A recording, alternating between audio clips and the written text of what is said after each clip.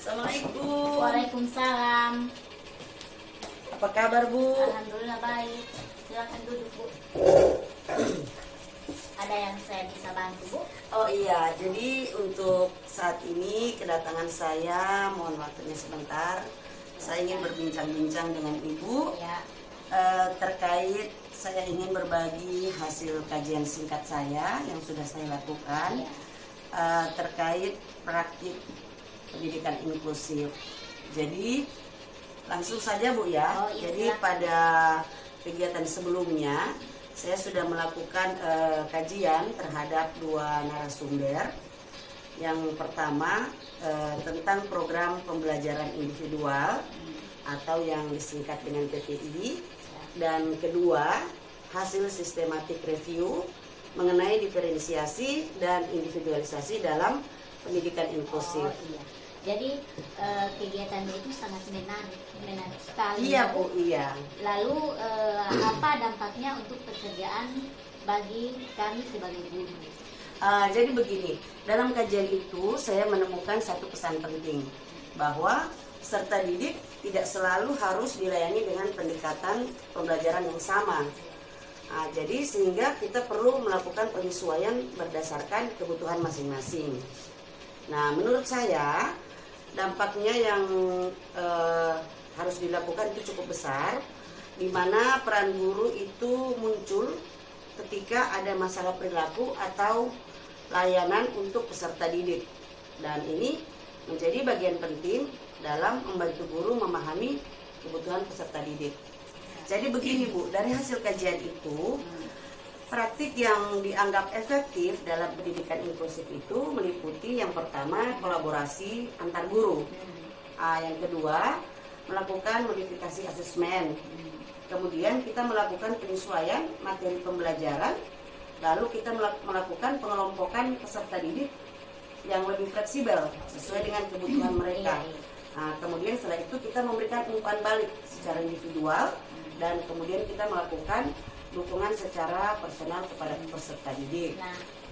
Nah, kalau begitu, apakah semua siswa itu harus dibuatkan program pembelajaran individual? Oh tidak, Bu, begini.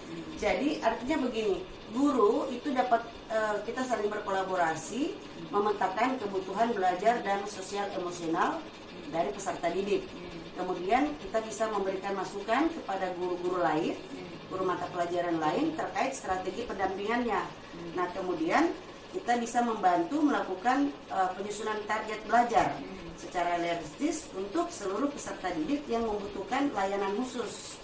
Nah, terkait pertanyaan Ibu tadi, jadi kita tidak harus memberikan pelayanan yang sama kepada semua siswa.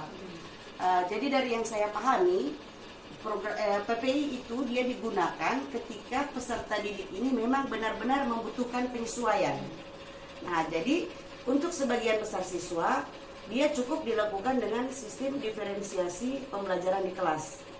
Tapi kalau PPI, ini dia lebih berfungsi sebagai panduan untuk membantu guru menyesuaikan tujuan, metode, dan bentuk evaluasi yang sesuai kemampuan dari peserta didik yang kita layani.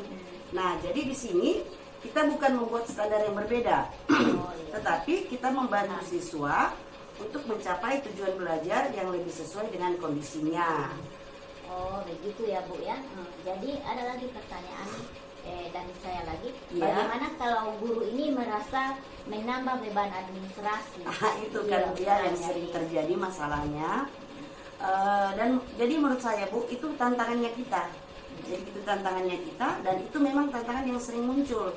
Dari kajian yang saya baca, pendekatan yang efektif justru bukan menambah dokumen, Bu, tetapi kita memperkuat kolaborasi. Misalnya nih, ada guru BK, dia menyediakan hasil misalnya identifikasi kebutuhan siswa.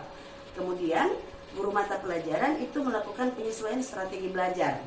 Lalu wali kelas bisa memantau perkembangannya. Kemudian kita lakukan evaluasi secara bersama-sama, secara berkala. Nah, jadi fokusnya kita bukan membuat administrasi baru, tetapi kita membuat keputusan pembelajaran yang lebih berbasis pada kebutuhan siswa. Seperti itu. Oh iya, jadi yang Ibu sudah jelaskan tadi apakah ada langkah kecil yang bisa dimulai dilakukan di sekolah? Saya pikir kita bisa mulai dari 3 hal sederhana. Yang pertama, kita mengidentifikasi siswa yang membutuhkan dukungan belajar tambahan. Kemudian yang berikut, kita bisa membuat forum singkat antara guru BK, wali kelas, guru mata pelajaran untuk berbagi informasi tentang perkembangan siswa ini. Kemudian yang ketiga, kita bisa mencoba suatu bentuk diferensiasi yang sederhana, misalnya variasi dari cara penilaian atau pemberian umpan balik yang lebih individual. Nah, dengan langkah kecil itu, Bu, pembelajaran bisa menjadi lebih inklusif dan tanpa harus mengubah sebuah sistem yang memang sudah ditetapkan. Seperti itu. Jadi itu ya, Bu ya. Iya. Jadi ke depannya, Bu, insya Allah saya berharap kita bisa berkolaborasi untuk bagaimana meningkatkan pendidikan inklusif di sekolah ini. Nanti kapan-kapan, Bu, saya akan datang lagi untuk kita berbincang lagi siap, terkait siswa yang ini. Terima kasih. Sama-sama.